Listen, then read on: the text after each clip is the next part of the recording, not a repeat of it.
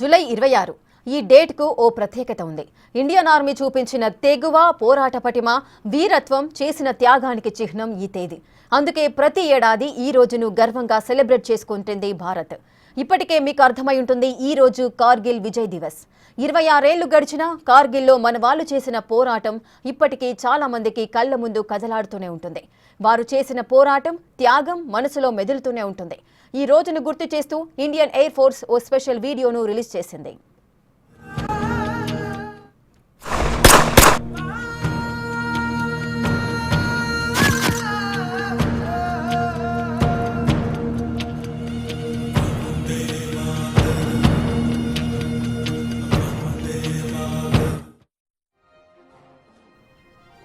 భారత సరిహద్దుల్లోని వ్యూహాత్మక ప్రాంతాలను ఆక్రమించుకోవాలనే కుట్రతో దాయాది దేశం పన్నిన కుట్రను భగ్నం చేసింది ఇండియన్ ఆర్మీ.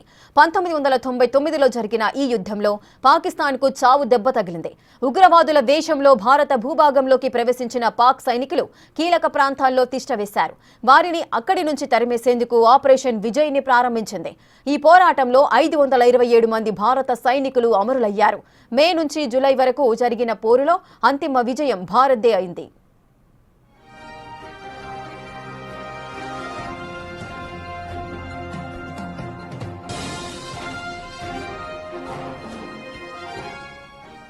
ఈ యుద్ధంలో హైలైట్ అత్యంత ఎత్తులో ఉన్న ద్రాస్, కక్సర్, బటాలిక్, ముష్కో సెక్టార్లలోని వ్యూహాత్మక శిఖరాలను భారత్ తిరిగి చేజిక్కించుకోవడం.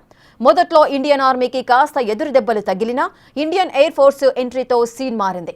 ఆపరేషన్ సఫేద్ సాగర్ పేరుతో ఆపరేషన్ చేపట్టింది. 2 ఫైటర్ జెట్లను కోల్పోవడంతో వ్యూహాన్ని మార్చి దాడులు చేసింది. టోలోలింగ్ శిఖరం తిరిగి స్వాధీనం చేసుకోవడంతో భారత్ విజయం మొదలైంది. ఆ తర్వాత tiger hill, Batra top, point 5140 ఇలా ఒక్కో శిఖరాన్ని తిరిగి స్వాధీనం చేసుకుంది. అంతిమంగా విజయం సాధించింది.